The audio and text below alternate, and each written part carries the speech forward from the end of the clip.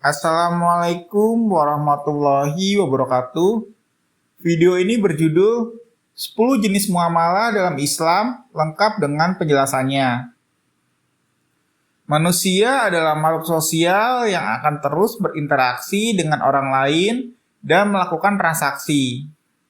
Dalam Islam dikenal istilah muamalah sebagai pengatur aktivitas sosialnya. Menukil buku Fikih Muamalah oleh Profesor Dr.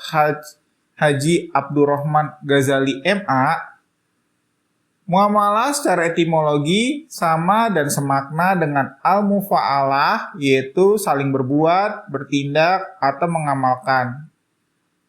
Secara terminologi, muamalah dapat dibagi menjadi dua, yaitu pengertian muamalah dalam arti luas dan arti sempit.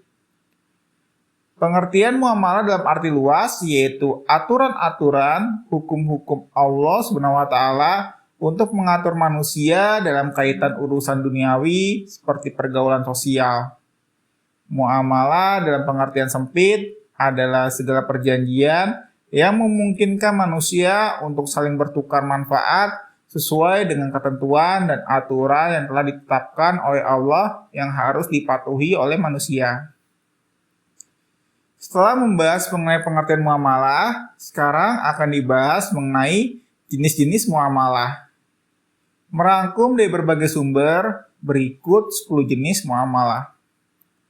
Nomor 1, jual beli. Menukil buku Hukum Perjanjian Islam di Indonesia oleh Abdul Ghaffar Ansori, secara etimologis jual beli berarti menukar benda dengan benda. Adapun secara terminologis yaitu transaksi penukaran selain dengan fasilitas dan kenikmatan. Landasan Al-Quran sebagaimana firman Allah dalam surat Al-Baqarah ayat 275 yang artinya orang-orang yang memakan bertransaksi dengan riba tidak dapat berdiri kecuali seperti orang yang berdiri sempoyongan karena kesurupan setan. Demikian itu terjadi karena mereka berkata bahwa jual beli itu sama dengan riba. Beberapa persyaratan yang harus dipenuhi untuk melakukan transaksi jual beli sesuai dengan syariat adalah: nomor 1, harus ada barang atau uang yang bisa digunakan sebagai alat transaksi. Nomor 2, penjual dan pembeli harus dalam kondisi sehat, baik jasmani dan berakal. Nomor 3, transaksi jual beli dalam Islam harus melibatkan akad atau ijab qabul. Jenis muamalah yang kedua yaitu khiyar. Menukil pernyataan Syahid Sabiq dalam buku Fikih Sunnah Jilid 5, khiyar adalah salah satu perjuangan pencarian kemaslahatan untuk menyelesaikan dua masalah, yaitu melanjutkan atau membatalkan transaksi. Dalam hukum Islam diperbolehkan adanya hak khiyar dalam transaksi jual beli seperti yang tercantum dalam surat An-Nisa ayat 29 yang artinya, wahai orang-orang yang beriman, janganlah kamu saling memakan harta sesamamu dengan jalan yang batil kecuali dengan jalan perniagaan yang berlaku dengan suka sama suka di antara kamu, dan janganlah kamu membunuh dirimu, sesungguhnya Allah SWT adalah Maha Penyayang kepadamu. Khiyar itu sendiri memiliki 3 jenis. Pertama, khiyar majelis, yaitu penjual atau pembeli dapat memilih melanjutkan atau membatalkan transaksi. Kedua, khiyar syarat, yaitu transaksi muamalah dengan syarat yang telah disepakati kedua belah pihak. Terakhir, khiyar aibi, yaitu transaksi muamalah di mana pembeli dapat mengembalikan barang yang dibeli selama barang tersebut kondisinya masih seperti awal dibeli. Nomor 3, mukhabarah. Menukil buku Hadis Ahkam Ekonomi oleh Iwan Permana, mukhabarah adalah suatu kegiatan kerjasama antara pemilik lahan dan pengelola dalam menggarap suatu lahan untuk pertanian maupun perkebunan agar produktif dan menghasilkan.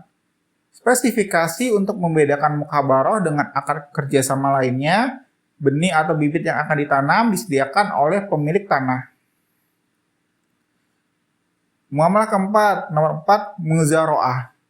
Yusuf Qaradawi dalam bukunya Halal dan Haram dalam Islam menjelaskan bahwa Muzaroah adalah perjanjian kerjasama pertanian di mana pemilik tanah menyerahkan alat dan benih kepada yang akan menanamkannya dengan persetujuan tertentu. Dia akan mendapat hasil yang telah ditentukan, misalnya setengah, sepertiga, atau sebagainya sesuai kesepakatan. Yang menyediakan benih atau bibitnya adalah pengelola lahan. Nomor 5, muamalah yang kelima adalah musaqah. Dr. Mardani dalam bukunya Hukum Sistem Ekonomi Islam mengatakan bahwa musaqah juga dianggap sebagai varian yang lebih sederhana dari muzaroah, di mana penggarap bertanggung jawab hanya atas penyiraman dan pemeliharaan tanaman. Sebagai gantinya, penggarap berhak menerima persentase tertentu dari hasil panen. Nomor 6, muamalah yang keenam yaitu hutang piutang. Isnawati Rais dan Hasanuddin dalam bukunya Fikih Muamalah dan Aplikasinya pada Lembaga Keuangan Syariah, hutang piutang adalah transaksi yang dilakukan oleh peminjam hutang dengan penerima hutang dengan suatu perjanjian, di mana penerima hutang akan memberikan suatu barang kepada pemberi hutang.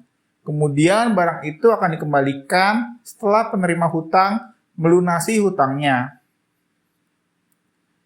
Yang ketujuh, perbankan syariah. Menurut Undang-Undang Republik Indonesia Nomor 21 Tahun 2008 tentang Perbankan Syariah, bank syariah adalah lembaga keuangan yang melakukan operasionalnya berdasarkan prinsip-prinsip syariah.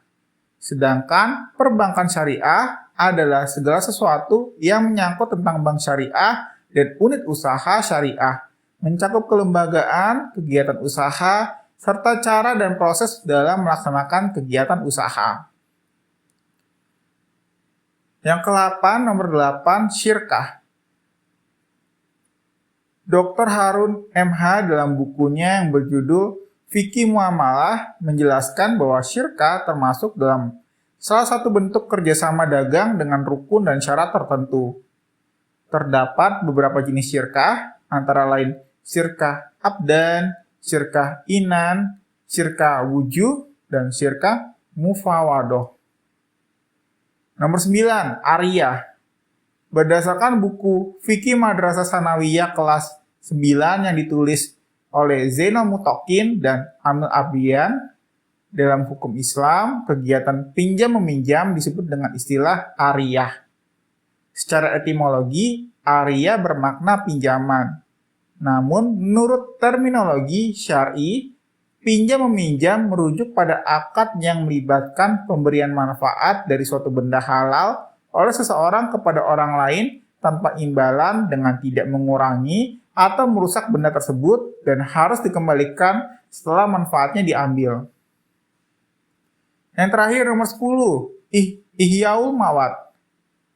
Merujuk buku Ensiklopedi Muslim oleh Abu Bakar Jabir Al-Jazairi, Ihyaul Mawad adalah orang muslim yang pergi ke tanah yang tidak dimiliki siapapun, kemudian memakmurkannya dengan menanam pohon di dalamnya, atau membangun rumah di atasnya, atau menggali sumur untuk dirinya dan menjadi pemilik pribadinya. Berikut adalah langkah-langkah untuk membuka lahan baru. Yang pertama, tanah atau lahan diberikan tanda secukupnya saja. Jika tanah kosong memiliki kelebihan, maka dapat diberikan kepada orang lain. Nomor 2, memiliki kemampuan dan peralatan yang memadai untuk memiliki tanah ada lebih dari sekedar menandai tanah. Jadi itu tadi mengenai penjelasan 10 jenis muamalah. Silakan tulis di kolom komentar pelajaran apa yang kamu dapatkan di video kali ini. Wallahu a'lam bishawab.